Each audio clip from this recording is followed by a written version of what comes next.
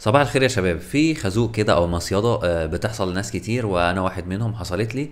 فالموضوع بيبقى عبارة عن ان في محامي كده بيبعت لك على الواتساب او بيكلمك بيقول لك مش عارف استاذ فلان بتاع مش عارف ايه، انا محامي تبع شركة كذا وحضرتك عليك مديونية الفلانية، وانت حضرتك لازم تدفعها يا اما هنتخذ مش عارف اجراءات قانونية وقصص زي كده. طبعا موضوع زي ده بيبقى مستفز جدا، وكمان انت اصلا في الوهلة الاولى كده بتقول الراجل الهطل ده وممكن تعمل له بلوك، بس للاسف كلامه حقيقي وفعلا انت عليك مديونية بس انت مش واخد بالك. عامة الموضوع ده بيحصل لك عن طريق 3 حاجات، وبيحصل مع شركات الاتصالات مش بس في مصر، في كل مكان.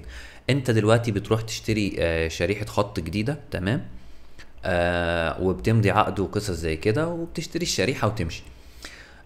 قبل ما تمشي بقى ممكن هو يقول لك الراجل اللي بيبيع لك الشريحة، والله ده احنا عندنا عرض كذا ومش عارف ايه وبتاع، والعرض ده فيه 100,000 فليكس و10 دقايق مش عارف تكلم بيهم خالتك وحاجات زي كده، ويقول لك على عرض كبير يعني كده. وطبعا انت بيغريك يعني بالعرض ده لانه بيكون عليه خصم وقصص زي كده. وطبعا انت بتروح وتمام وبتمضي كده ورقة ان انت هتشترك في الباقة الفلانية، وطبعا كلنا لا نعير لهذه الورقة اي اهتماما وما بنقراهاش. فالمهم ان انت الباقة اللي هو حطك عليها دي عبارة عن باقة فاتورة، فطول ما انت هي بتتجدد شهريا، سواء انت دفعت او ما دفعتش. بس طبعا بينزل لك كل فترة يقول لك في رسالة كده ده في مديونية مثلا 1000 جنيه عليه، سوري مش 1000، تمن الباقة بيبقى 240 230 يعني، او 300 400 ايا كان، مش هتفرق. المهم في قيمة شهرية كده انت المفروض تدفعها عشان يجددوا لك الباقة. اللي انت بتكتشفه بقى ان انت ما يعني مش لازم تدفع عشان تجدد الباقة، فالباقة بتتجدد لوحدها، وبتبقى الشهر الأولاني مع الشهر التاني. فلما الباقة بتتجدد فال 240 بيبقوا 480 وهكذا، تمام؟ وبعد بقى 3 شهور لو انت ما دفعتش او ما جددتش الباقة يعني، فطبعا الحوار ده دايما بيحصل مع الناس اللي هم طلاب الجامعة او حاجة زي كده، او واحد رايح يشتري خط جديد مش عارف ايه، داخل الجامعة وبتاع فبيشتري خط جديد، او عنده خط اوريدي فعايز يشتري خط تاني علشان لو الشبكة ضعفت في ده تبقى شغالة في ده. يعني كلنا معرضين لنفس الموقف. فالشخص اللي ما عندوش دخل ثابت، او الشخص اللي هو ما بيجددش الباقة باستمرار او مش فارقة معاه قوي الباقة، فبيكون اشترك في العرض علشان المميزات المغرية جدا اللي هو اللي عرضوها عليه في الشركة. فبالتالي بتنزل عليه فاتورة شهرية. الفاتورة الشهرية دي هو ايه؟ ما بيدفعهاش اول شهر، فبيلاقيها اتجددت فبيطنش بقى. واحنا عادتنا ان احنا دايما لازم بنطنش لحد ما الباقه تفصل خالص، نتصل بالشركه الباقه فصلت فيقول لك ده انت لازم تدفع كذا، فبندفع عادي. فبس فالفكره ان انت بتلاقي نفسك عليك 3 اشهر، فبعد ال3 اشهر بينزل لك كده بيقول لك تم ايقاف الخط، او تم ايقاف الانترنت او الخدمه على الخط، يعني علشان حضرتك ايه؟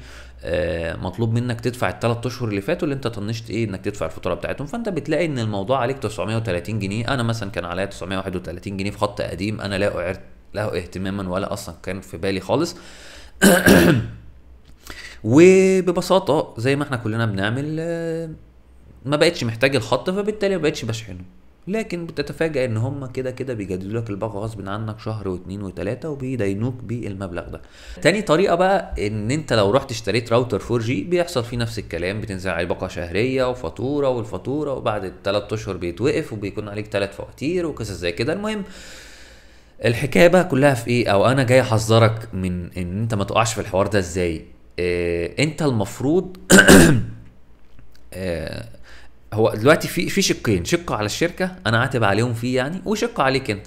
الشق اللي عليك ان انت مضيت على حاجه انت ما شفتهاش وما تعرفش ايه ابعادها وطنشت طبعا دفع الفاتوره، بحيث ان هو خط تليفون انا ما بقتش محتاجه خلاص، او هسافر، او جبت خط جديد، او ما فيش يعني جالي عقد عمل فطنشت الخط وطنشت التليفون ورحت بقى شفت حياة جديدة خلاص.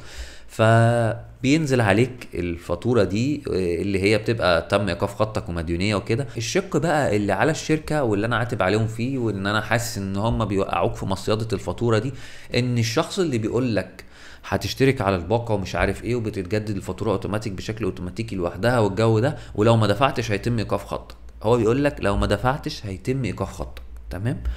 ف انت لما قلت لي انا لو ما دفعتش هيتم ايقاف خطي، فعادي انا طز في الخط مش فارق معايا. بس ليه بقى ما وضحتليش ان انتوا لما بيتم ايقاف خطي بتنزل عليا مديونيه، والمديونيه دي انتوا بتودوها مكتب محاماه، المحامي ده بيكلمني وبيقول لي انت عليك واحد اتنين تلاته بموجب العقد اللي انت ماضيه وانت بتجدد الباقه، او انت بتشتري راوتر الفور جي، او ساعات بتكلمك حد او بيكلمك حد في التليفون يقول لك ازيك عامل ايه، انت عشان عميل مميز احنا عندنا عرض ليك اللي هو فاتوره كذا كذا كذا كذا. فانت طبعا تقول له طيب ديل والله انا موافق.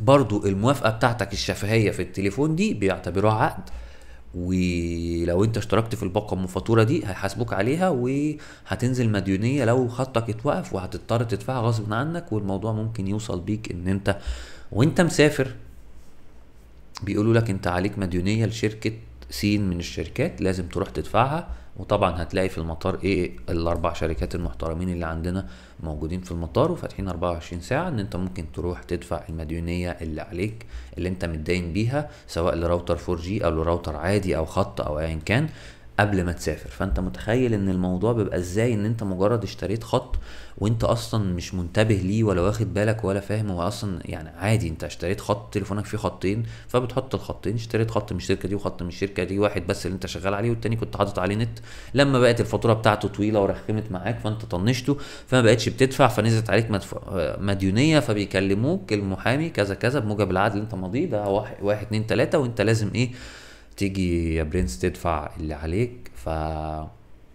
اللي انا عايز اقول لحضراتكم عليه ان انتوا تخلوا بالوا من تخلوا بالكم منه، آه ان انتوا وانت بتشترك على نت او راوتر او ايا كان، قول له بعد اذنك انا مش عايز اي فواتير ولا اي خدمات، انا عايز لما احتاج الخدمة ادفعها، اللي هي نظام الدفع المسبق. على فكرة اتعود على كده في اي حاجة في حياتك، يعني لو انت عايز تعمل اي حاجة او تشترك في اي اشتراك، لو انت ما عندكش دخل ثابت او لو انت مش هتحط الكريدت كارد بتاعتك فيسحبوا منها شهريا الفاتورة، او لو انت ما عندكش نية او لو ان انت شاري الخط ده بشكل مؤقت او ايا كان، بشكل عام انت خلي الحوار يبقى دفع مسبق. الدفع المسبق هو احسن حاجه. الدفع المسبق معناه ان انا هستخدم الحاجه دي فهدفع ثمنها، يعني في باقه فليكس مثلا 200 جنيه او 270 جنيه، لو انا عايزها هخش على الابلكيشن ادخل الكريدت كارد او هروح فوري ادفع الفلوس واشحن الباقه، ولما تخلص مش مشكله خالص، يا اما اشحنها تاني يا اما ساعتها ترمي الخط براحتك محدش ليه حاجه عندك. فهو انت بتشتري خط او بتشتري راوتر 4G بالذات، لان راوترات ال 4G هم بيستغلوا الحته دي، هم من الاخر اصلا مكسبهم في حوار الفواتير ده. ليه؟ لان هم عارفين ان انت يوما ما هتستغنى عن الخط او هتطنشه او هيضيع منك ومش هتفتكره اصلا وهتروح تشتري واحد بداله فيبقى عندك مديونيه. فطبعا هم بيحاولوا بشتى الطرق ان هم يطمعوك في موضوع ان انت تشترك في باقه اللي هي فيها ال10 دقايق اللي انت هتكلم بيهم خالتك دي، او اللي هي فيها المميزات اللي مش موجوده في اي حاجه تانية، او يعني اكشلي موجوده في كل مكان، بس احنا اللي بنحب ايه نستعرض يعني ونعمل فاتوره. وخصوصا ايه اي طالب جامعه هتقول له اشترك في الفاتوره ومش عارف ايه ونظام مش عارف ايه وبتاع، يحس ان هو تمام ماشي هشترك يا باشا عشان انا ايه راجل مهم وكده. هو اصلا يعني ايه مش عارف يعني فهو ده الحوار ده حصل معايا وحصل مع ابن خالتي وحصل مع اختي، وانا حاسس ان هو حصل مع الشعب المصري كله، فانا حبيت احذر منه واقول لك ان الحل بتاعه ان انت لما بتشتري اي حاجه تقول لو سمحت انا عايز نظام الدفع المسبق مش عايز اي فواتير، تمام كده، الا اذا انت خصيصا عندك شغل معين ورايح للفاتوره فده موضوع تاني، او لو انت هتستخدم خط تجوال وقصص زي كده بقى دي مواضيع تانية، وكده كده هتبقى انت نضجت بما فيه الكفايه انك تبقى عارف انت بتطلب ايه وبتدفع على ايه وبتمضي على ايه. فشكرا وسلام.